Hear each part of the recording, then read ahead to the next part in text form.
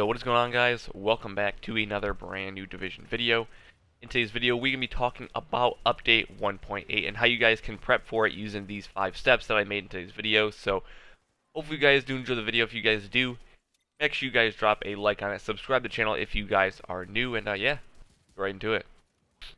Now, I know we don't have a release date for Update 1.8 quite yet, but you guys might as well get a head start on some of these things I'm going to be telling you guys about, and they're really, really important for some of the new features coming in 1.8 itself as well. So hopefully you guys take these tips and make them useful. So first off is Division Tech. Now, I know I made a video a few days ago about Division Tech and how to get God rolled gear and what it's going to be used for, but Division Tech is going to be the #1 item or the new currency that everyone is going to want to have. I know some of you guys watched this video on the stream. You guys said that you guys already maxed at 4K, so you guys are sort of just chilling.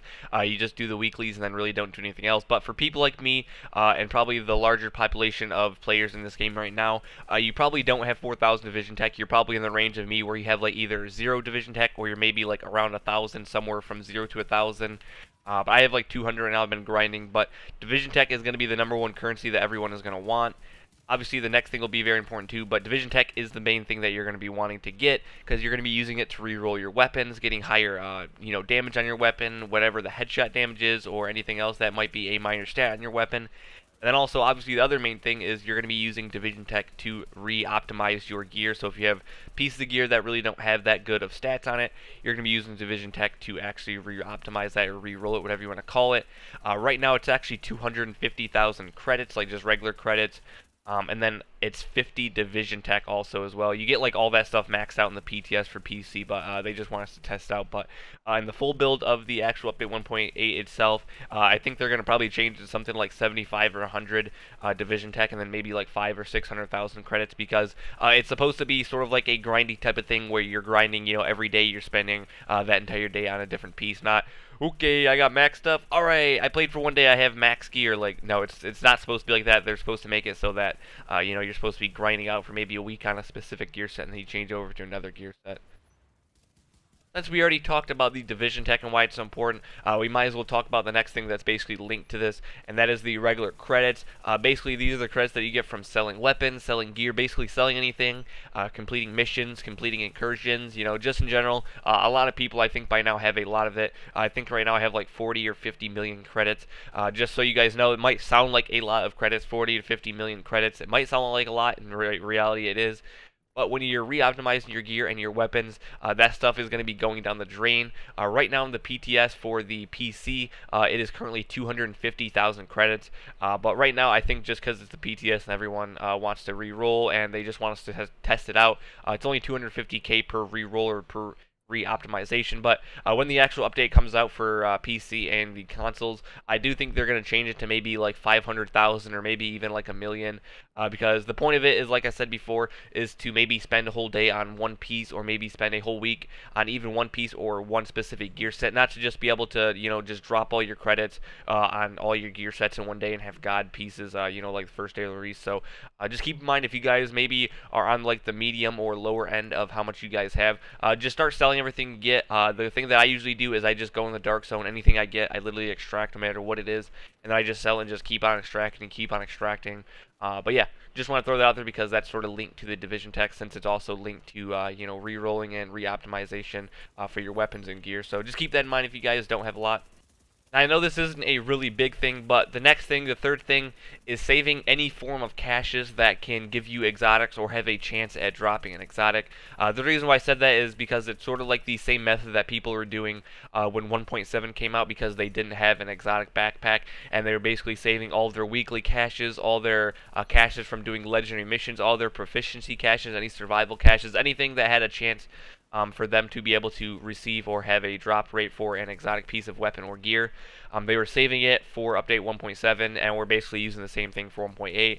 I think right now I have one exotic cache, and then I have 2 weekly caches, and then I have a bunch of proficiency caches. Not that they're going to be guaranteed an exotic or maybe one of the new weapons, but the purpose of this is so that you guys can save all these, and then on the day of 1.8 release, you guys can open all of those, because if you guys didn't know already, we have 4 new weapons, 2 marksman rifles, one SMG and one LMG. I don't remember all the names of them off the top of my head, but the point of saving these caches is that you guys hopefully get really lucky, and then when you guys open these caches, maybe you get one of these weapons. It's not guaranteed. It's not, you know, like set in stone that you're going to get one. But I just want to throw that in there because I've been basically saving all my caches, and some people might be wondering in my streams or in any of my videos why you see all those caches on my character. That's the reason why I'm saving them, so that I maybe have a chance at getting the new exotics.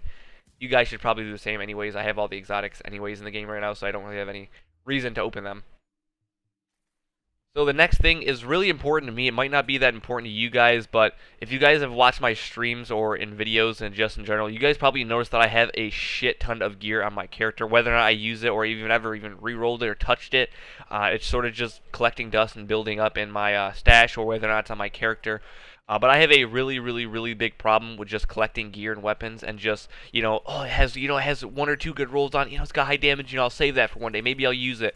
It's got to have a reason to be used, so I just throw it in my stash, throw it on my character, and it legitly just never gets used. So I want to throw that in there because if you guys have a lot of gear that maybe isn't really even close to you guys think isn't worth it to be able to re-optimize a bunch of times to get good, or maybe you guys think you have a better chance of maybe buying one or getting one from a cache or a drop, make sure you guys just break that down or sell it for credits, because like I said just a few seconds ago, I have a really bad habit of just keeping every piece of gear, every weapon, every mod, every attachment that I get, just thinking in my head, you know, oh, maybe that will be good, you know, I might have a reason to use that, you know, maybe I'll make a build of that, I'll make a video with that, and it just sits in my stash and it never gets used, and then I'm sitting there wondering why I have like 15 open spots to be able to get gear drops or whatever I might be doing that might be filling it up super fast. So just want to throw that out there, because if you guys are a hoarder like I am, you guys should probably just go back through your gear and go back through your stash and maybe just look through every single piece, you know, unless it's exotic, just look through and be like, you know, am I ever going to use this? Is this worth, you know, re-optimizing, you know, spending maybe 3 or 4 million credits and maybe like 200 or 300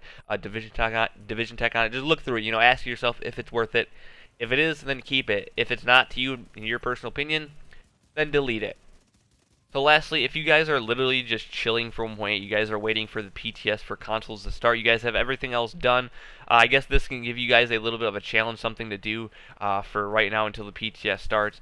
But if you guys think you guys don't have the best mods for your gear or for your weapons, if you guys have blueprints maybe for extended mags, or, you know, flash hiders for grips, anything that could possibly put your DPS higher, or maybe put your armor higher, or anything in general that might make your character better, aside from, you know, re-optimizing your weapons and gear, make sure you guys go out, you know, just craft a couple more, you know, maybe you get something better, maybe 1 or 2% difference. You know, at the end of the day, it's still going to make a difference in damage. So if you guys think that maybe you guys just don't have the best that you can possibly have by now, whether or not this means, you know, going into the dark zone, maybe getting lucky and getting one from a drop, or if you guys, like I said, have the blueprint for these extended mags, mods, whatever it might be, on crafting a bunch of them, seeing what you get, you know, like I said, it's RNG, you never know, you might get lucky, it doesn't hurt to, you know, it doesn't hurt to try, or maybe whether or not it's just getting them from the vendors in the open world, or the dark zone checkpoints, you know, it really doesn't matter where you get them from, as long as they're better than what you already have. But like I said, just want to throw that in there because it's sort of like a little bit of a thing that might make the difference between you killing someone, or maybe you know, surviving or dying, whatever it might be, might make a difference at the end of the day. Like I said, back in 1.2, 1.3, 1.4 for me, I didn't really care about mods for my attachments or for my weapons, whether or not what attachment it was. I didn't really care. I didn't know what it did. I didn't care what it did. So I basically just threw whatever I had on my weapons and hope it was good. But yeah, hopefully you guys did enjoy the video. If you guys find it helpful, make sure you guys drop a like on it. Subscribe to the channel if you guys are new. I'm going to be live streaming as soon as this video goes live on YouTube. So if you guys are a sub, you guys want to come on chill, or even if you guys want to play with me, as long as you guys are on Xbox One, make sure you guys come and do that. I'm going to probably be finishing the rest of my missions for the weekly assignment cache, and then directly after that, I'm going to be going into the dark zone and farming caches. So if you guys want to farm caches with me, get some extra division tech, and prep yourselves for 1.8, make sure you guys come and join the stream. Like I said, it'll be live right after this video goes live, probably like 2:30ish. But yeah, thank you guys for watching. I'll see you guys in the stream. Peace out.